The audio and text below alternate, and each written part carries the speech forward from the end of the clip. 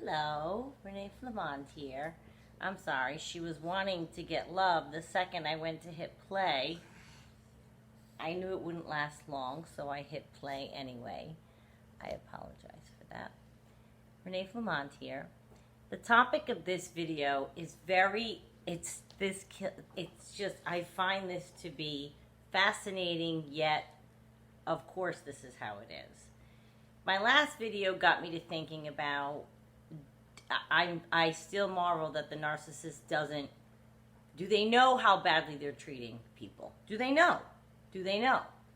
And so the easy answer, right, the easy one that we go right to is, of course they know, but they just don't care, right? I've made a video on that. They just don't care. And that is true. But are they aware of how they're treating people? Do they know? I mean, do they move through life and think that other people move through life the same way? They have to look. He looks at me and sees, I'm just saying mine. Yours looks at you. You don't behave the same way. Your narcissist might have a brother or a sister that doesn't behave the same way.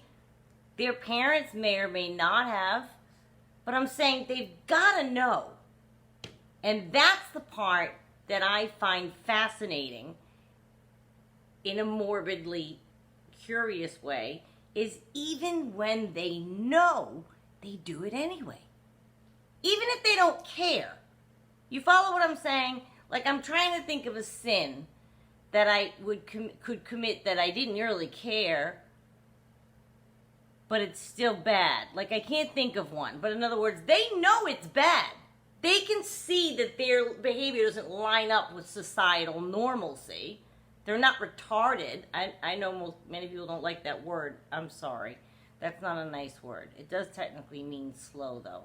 But I am sensitive to the fact that people don't like that word. So I'm tempted to start this video over, but I'm not going to because I did apologize. It's a New England thing. It's very old. We used to say that a lot. I apologize.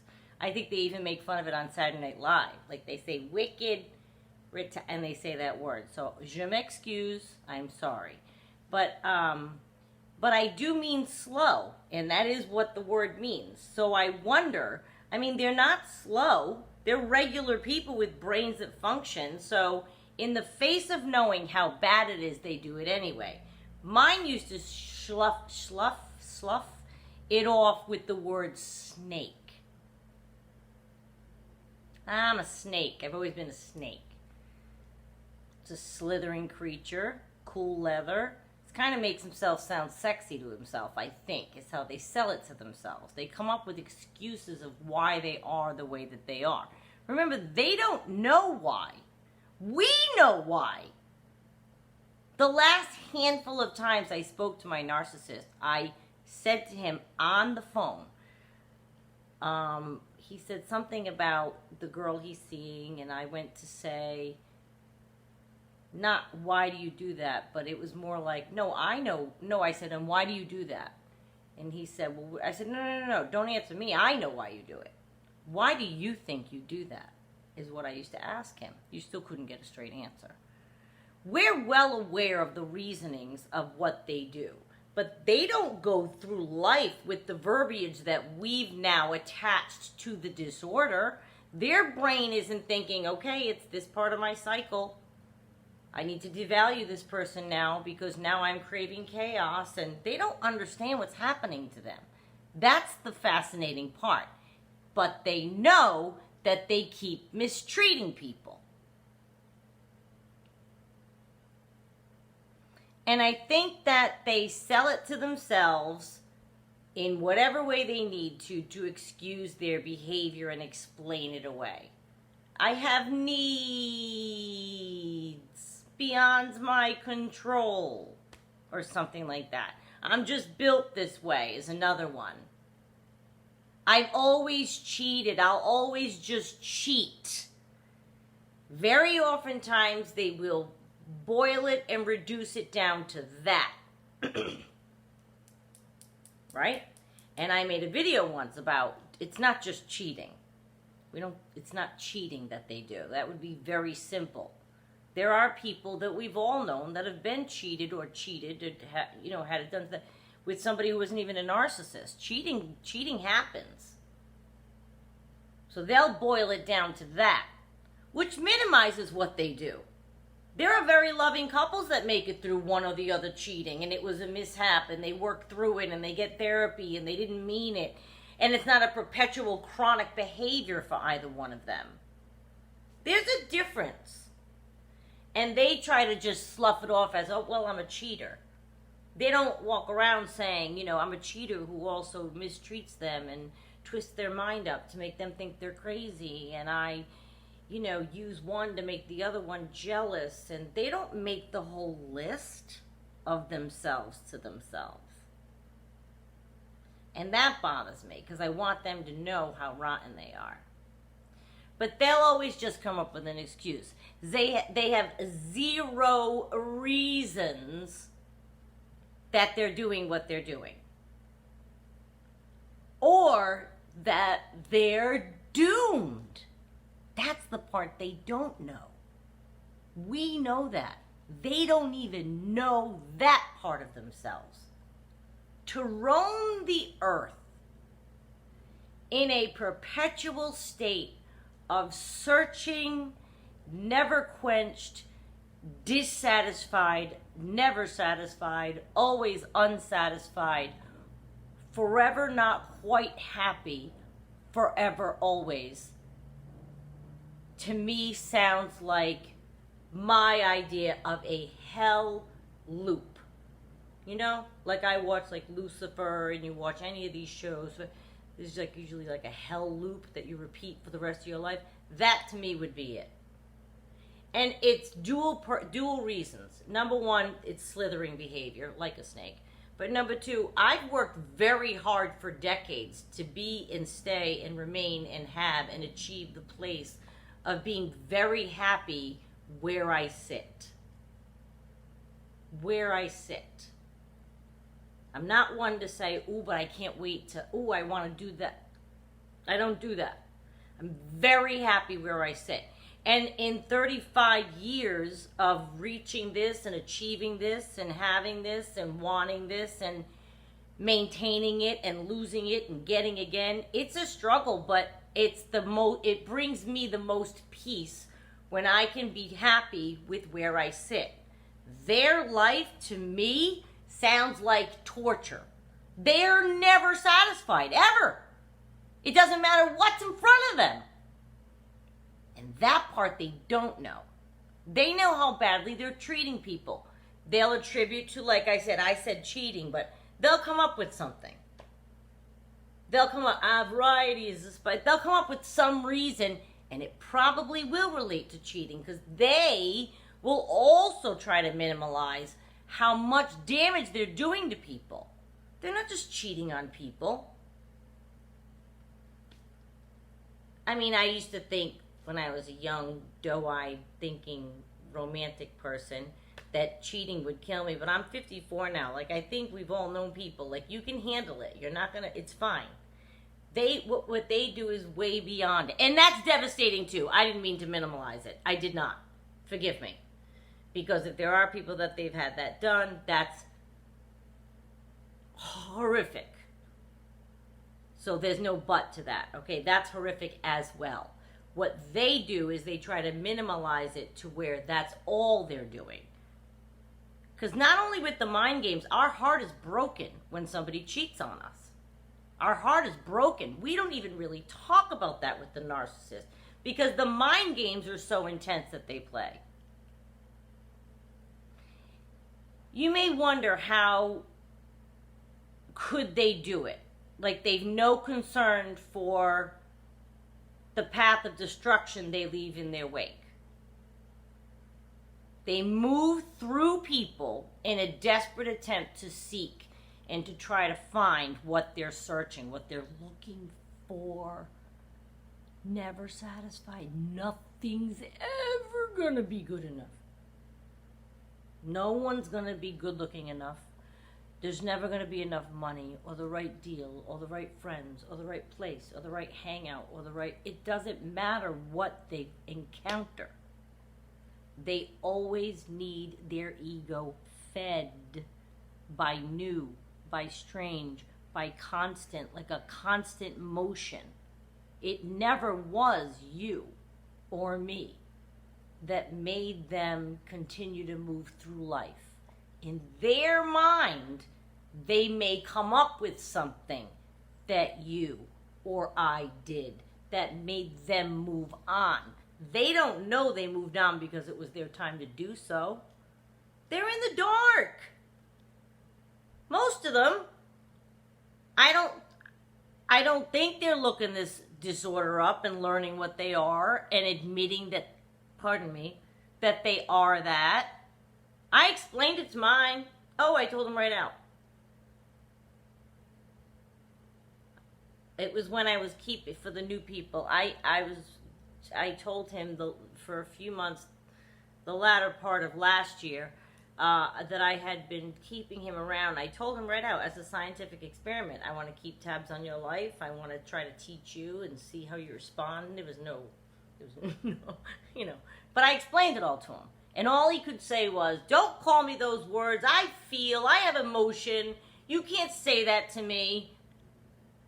But that's what a narcissist would say, to sell to you that they have emotion and feel and can love. He didn't want to hear that that was the truth about himself and the reasons that he was doing the things he was doing. And he would just say, again, I'm a snake. Pardon me. I've always cheated. I'll just always be a cheat. And I would try to explain to him, there's a bigger thing that's happening here. You can minimalize it to just cheating, but when I said minimalize cheating before, what I meant was minimalize that that's the only abuse that's happening. Don't minimalize it, I said. You're doing this. There's a whole pile of abuse on top of the abuse, which is cheating, that you're doing. I think that to say that they know how badly they're treating people and they just don't care comes into play. It's like they just don't care. I mean, that would kill me. If I hurt someone like that, that would kill me. And that would kill you. But we're not disordered. Pardon me. I don't know. We're not disordered. And we possess a level of empathy, don't we? They do not, as we know. They won't internalize feeling badly about anything they did to upset you. They don't like being caught, because then your view of them is going to fall from the worship that they love. And you'll never see them the same way again once they do fall off that pedestal. You never will. And mine told me that. It upset it. You'll never see me the same. That is funny, because before I even started learning about this disorder, that is something he always said in the ends there. He kept saying, you'll never see me the same way again. That's what was most upsetting. It was never, I mean, sometimes it was, I'm sorry I hurt you, but he was very upset with how my rose-colored glasses were shattered. And he knew it. He said forever they were. Of course they are. We can fool ourselves. We can go back and forth. We can answer Hoovers. We can get back and forth. Some of you, 17 years, 40 years, 8 years. I have a girlfriend, 6 years. You can go back and forth as long as you want. In your mind, your glasses are shattered with that first thing. They know it. But anyway, and I mean, a non-disordered person thinks with the brain like, you think they would stay or remain where they have it good. But as we know, they need to mix it up. They get bored. They get bored. And they like the chaotic cycle of it all, and the devaluing and the bringing you back up and keeping you down. And that's a really sinister quality of life that they have, that they picked up along the way. We said before, childhood. It was either idealized or traumatic. Something happened. There's a whole leg of research you can look up as to why this disorder happens. I don't make videos on that because I'm really still studying that myself. I'm not quite sure what I believe. I've mentioned it before, But I can definitely see how either childhood could lead them here, and we've talked about that before. Pardon me, I have no idea why my throat is dry like that. So they've hurt you, they were bored, this is how they took it up on you, and they know that they've hurt you. So yes, they're aware of how badly they're treating you. They're not stupid. Maybe that's a better word than the bad R word. I'll try to stop using that one because I know that people are sensitive to that. But they're not stupid. They know. And you know, when they start to hurt you and you see them as lesser than, they need a new one. They're losing control over you. That's a big thing for them to have to keep a hold of. So the more you catch on, and the more they realize you know now how they're treating you as badly, they'll state their truth to themselves as the fault as being someone else's. Like it's going to be your fault. It doesn't matter. They'll come up with a reason they cheated. They'll say to you things like, that can be very mean, personal things. Well, you didn't, and you fought with me the other day, made me feel emasculated. They'll come up with all kinds of things. It doesn't matter what they come up with. They were going to do that anyway. But they'll convince themselves that the reasons they cheated on you, and I'm just using cheating because it's an easy thing, you know, all the stuff they do. The reason they do whatever it is that they did to you is because it was time. It had nothing to do with anything we did. I don't even care if you did do something. Like if you fought with me the other night in front of my brother. I don't care what you did or what they come up with, what reason they come up with. Sleeping with somebody else when you're in a relationship with what is a personal choice. I didn't run out and sleep with anybody else to get back at them. That's a choice. I don't do that. Somebody may choose to do that. That's a choice. That's your choice. You don't blame that on anybody else, but they will. She didn't love me. She didn't make me feel. They'll come up with all kinds of reasons to you too about why they cheated on the last supply. No. They know exactly what they're doing and how badly that they're treating people. But yes, A, they don't care. And B, they're not aware of why they're doing it. So they have no incentive to stop. They take it as a playful, mischievous, I'm a bad person, you know, going through life this way thing. They have no incentive to fix it or curb the behavior so that they're not mistreating people. And you know, they make you think they changed because of something you did or didn't do, and that they never changed. Like it's just they just came to light to finally cheat on you because you changed. You used to be this way. They'll make you think. And then you start to wonder, wow, did I change? Did I do something to make this side of him come to light? That they never changed. They've been good the whole time. Your behavior led me here. So they'll blame it. They know that it's bad behavior. So they're trying to shift the blame to you for you to take the responsibility of their bad behavior that they know they're doing. They just don't want to take the responsibility for it. And you know, as you argue, you'll notice they get mad, and they get mad at their own truth being shown, and that they did make this grave error. Again, they're not stupid. They know in the norm of life this behavior is ill. So now when they're on the ill behavior and talking about said ill behavior with you, they'll say they made a mistake. Mine used to apologize. But if you ask them, why did you do this? It's a very tough question for them. They may feign they're sorry, being upset, even tears. Mine would cry tears. Oh yeah, I'm so sorry. Go on and on and on. A lot of narcissists won't even touch that behavior. This one used to. Very dramatic. And the second he was out the door, I'm sure he was back at it. I'm sure he was right back at it. But in front of my face, to sell something to me, he was acting a certain way. I think they know. They definitely know. And I think that the fact that we know more than they do is a real bonus. Like, we know the rest of the story, to quote Paul Harvey, God rest him. We know the rest of the story. They don't. They think they're going to find it one day. That's what's so sad about it. They're from one to the other. Mine's still bouncing around. I get word. And I'm just like, they think they're going to find something someday. It's incredibly, it's unbelievable to watch unfold. Nothing is ever good enough, and they just think one day they walk through life forever unhappy.